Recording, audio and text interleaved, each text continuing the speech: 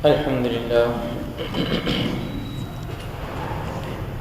لله وكفى وسلام على عباده الذين اصطفى أما بعد فأعوذ بالله من الشيطان الرجيم بسم الله الرحمن الرحيم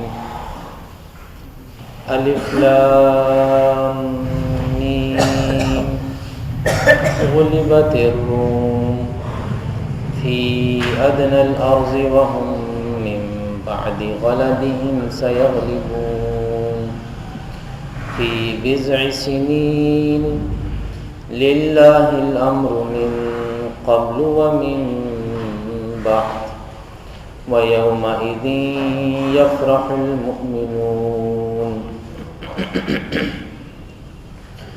صدق الله العظيم وصدق رسوله النبي الكريم اللهم صل على سيدنا محمد وعلى آل سيدنا محمد وأصحاب سيدنا محمد وبارك وسلم عليه۔ آج سے ہم قرآن مجید کی 30ویں سورۃ الروم کا آغاز کر رہے ہیں۔ سورۃ الروم یہ بھی ایک مکی سورت ہے، اس میں 60 آیات اور 6 رکوع ہیں۔ یہ سورت اس اعتبار سے بہت اہمیت کی حامل ہے کہ اس میں ایک پیشن گوئی، قرآن مجید نے ایک عجیب و غریب پیشن گوئی کی اور وہ پیشن گوئی پوری ہوئی، اور اس کا پورا ہونا قرآن مجید کی صداقت کی ایک عظیم الشان دلیل قرار دیا گیا، کیونکہ قرآن مجید کی یہ پیشن گوئی ظاہری حالات کے بالکل برعکس تھی۔ یعنی جب ہم قرآن مجید کے پیشن گوئیوں کی بات کرتے ہیں اور ان کے پورا ہونے کی بات کرتے ہیں تو تاریخی اعتبار سے یہ وہ بڑا اہم مقام ہے جس میں قرآن مجید کی ایک عجیب پیشن گوئی ایک عجیب انداز سے پوری ہوئی اور قرآن مجید کی صداقت کی عظیم الشان دلیل بنی۔ واقعہ کچھ یوں ہے کہ اس زمانے میں آپ جانتے ہیں کہ 2 بڑی سلطنتیں تھیں، ایک فارس جو موجودہ ایران ہے اور دوسرا روم بھی ایک بہت بڑی سلطنت تھی۔ ان دونوں ملکوں کے درمیان عرصے سے لڑائی چل رہی تھی، آپس میں ایک دوسرے سے ٹکرا رہی تھی۔ سن 602 سے لے کر 614 ہجری تک ان کی لڑائیاں مسلسل جاری رہیں۔ فارسی یعنی ایرانی یہ مجوسی تھے، آتش پرست تھے، مشرک تھے، اور روم میں بسنے والے لوگ وہ عیسائی تھے۔ عیسائی چونکہ اہل کتاب ہیں تو مسلمانوں کے لیے مشرکین کے مقابلے میں عیسائی زیادہ قابل قبول ہیں، کیونکہ ایک تو مشرک ہیں، دوسری طرف اہل کتاب ہیں، تو اہل کتاب زیادہ قابل قبول ہیں مشرکین کے مقابلے میں، مجوسیوں کے مقابلے میں۔ اب ان لڑائیوں کے اندر مسلمانوں کا جھکاؤ، یہ خبریں عرب میں آتی تھیں ایک طویل عرصہ، اور دنیا کی بڑی طاقتیں ان کی خبریں بھی عرب میں آتی تھیں، ان کی لڑائیوں کی خبریں پہنچتی رہتی تھیں، اور ادھر نبی پاک صلی اللہ تعالی علیہ وسلم نے نبوت کا اعلان فرمایا، اسلامی تحریک شروع ہوئی۔ یعنی یہاں بھی چونکہ مسلمانوں کا مشرکین کے ساتھ ایک ٹکراؤ چل رہا تھا، یہ عین اسی وقت کی بات ہے جب مکہ مکرمہ میں مسلمانوں کا اور مشرکین کا ٹکراؤ چل رہا تھا، اور وہاں فارسیوں اور رومیوں کی جنگیں چل رہی تھیں، تو خبریں عرب میں آتی تھیں، اور مسلمانوں کے لیے خوشی کی خبر ہوتی تھی رومیوں کی فتح، کیونکہ وہ اہل کتاب تھے، اور مشرکین مکہ کے لیے خوشی کی خبر ہوتی تھی ایرانیوں کی فتح، کیونکہ وہ مجوسی تھے اور مشرک تھے۔ تو یہاں جو ٹکراؤ تھا مکہ مکرمہ میں مسلمانوں کا اور مشرکین کا، تو مسلمانوں کی حمایت یافتہ ریاست روم تھی اور مشرکین کی حمایت یافتہ ریاست فارس تھی. یعنی اہل کتاب روم کے نصارہ مسلمانوں کے بھائی یا کم از کم ان کے قریبی دوست قرار دیے جاتے تھے، اور ایران کے مجوسی فارسی یہ آتش پرست ہونے کی وجہ سے مشرکین کے بھائی یا دوست قرار دیے جاتے تھے. اب ان حالات میں یعنی وہاں بھی جنگ اور یہاں بھی ایک چپقلش، ایک جھگڑا چل رہا تھا، مزاحمت چل رہی تھی مسلمانوں کی طرف سے. ان حالات میں ایسا ہوا کہ فارس نے روم کو ایک فیصلہ کن شکست دے دی. ایران نے رومیوں کو ایک فیصلہ کن شکست، بہت بڑی شکست دے دی، اور اتنی بڑی شکست تھی کہ اکثر ممالک رومیوں کے ہاتھوں سے نکل گئے. جو ان کے زیر نگیں تھے ان پہ فارسی قابض ہو گئے.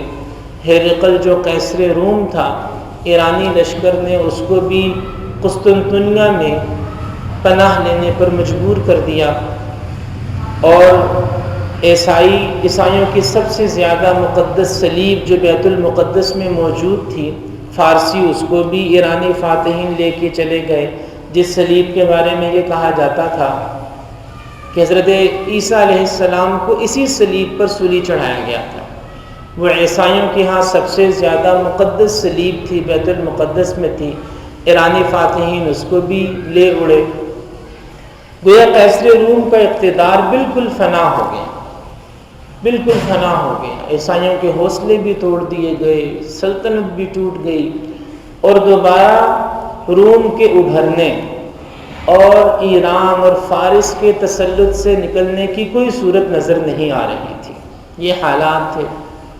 اب ان حالات میں مشرکین نے خوب بغلیں بجائیں، مسلمانوں کو چھیڑنا شروع کر دیا کہ جی جیسے ہمارے فارسی بھائیوں نے، ایرانی بھائیوں نے تمہارے رومی بھائیوں کو شکست دے دی اور ان کو ختم کر دیا، تو اسی طرح ہم بھی تمہیں ختم کر دیں گے. مسلمانوں کو چھیڑتے تھے اور انہیں تانا دیتے تھے، بغلیں بجاتے تھے کہ جیسے انہوں نے، مجوسیوں نے عیسائیوں کو مٹایا ہے، ہم بھی تمہیں ایک دن مٹا دیں گے. اب یہ حالات تھے، اور رومیوں کے لیے کوئی شکل نظر نہ آتی تھی. ان کے دوبارہ برسر اقتدار آنے کی اور فارس کے تسلط سے نکلنے کی کوئی امید نہیں تھی. ان حالات میں قرآن مجید نے ایک پیشن گوئی کر دی. سورۃ الروم کی یہ ابتدائی آیات نازل ہوئیں. الف لام میم غلبت الروم، رومی مغلوب ہو گئے. غلبت الروم، رومی مغلوب ہو گئے. فی ادنی الارض، قریب کی سرزمین میں. اور آگے فرمایا وَهُمْ مِنْ بَعْدِ غَلَبِهِمْ سَيَغْلِبُونَ، مغلوب ہونے کے بعد عن قریب وہ دوبارہ غالب ہوں گے. اب یہ رومیوں کے بارے میں یہ پیشن گوئی کی جا رہی ہے کہ ابھی تو مغلوب ہو گئے، لیکن مغلوب ہونے کے بعد عن قریب دوبارہ غالب ہوں گے. فی بضع سنین، چند برسوں میں. اب یہ پیشن گوئی ایک ایسے وقت میں کی جا رہی ہے جب رومیوں کی ریاست ان کے ہاتھ سے نکل چکی ہے، فارسی قبضہ کر چکے ہیں. ان کے ہرقل قیصر روم کو قسطنطنیہ میں پناہ لینے پر مجبور کر دیا گیا ہے. سب سے زیادہ مقدس صلیب ایرانی فاتحین لے اڑے ہیں، حوصلے شکستہ ہیں. ان حالات میں قرآن یہ پیشن گوئی کر رہا ہے کہ رومی مغلوب تو ہوئے لیکن ان قریب دوبارہ غالب آئیں گے. اور پھر چند سال کے اندر اندر یہ حالات پیدا ہونا شروع ہوئے. اس وقت تو کچھ نہ تھا، بلکہ ایسا بھی ہوا کہ حضرت ابوبکر صدیق رضی اللہ تعالیٰ عنہ کے ساتھ ایک مشرک نے شرط لگانا چاہی. ایک شخص نے، مکہ کے ایک شخص نے شرط لگانا چاہی کہ جی اگر 3 سال کے اندر اندر رومی دوبارہ غالب آ گئے تو میں تمہیں 10 اونٹ دوں گا، اور اگر نہ غالب آئے تو تم مجھے 10 اونٹ دینا.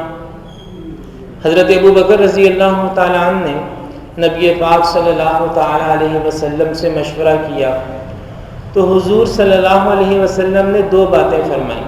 پہلی بات تو یہ فرمائی کہ 3 سال کا عرصہ نہ رکھو، 10 سال کا رکھو، کیونکہ بضع سنین، چند برسوں میں، عربی زبان میں لفظ بضع کا اطلاق 3 سے 10 تک ہوتا ہے۔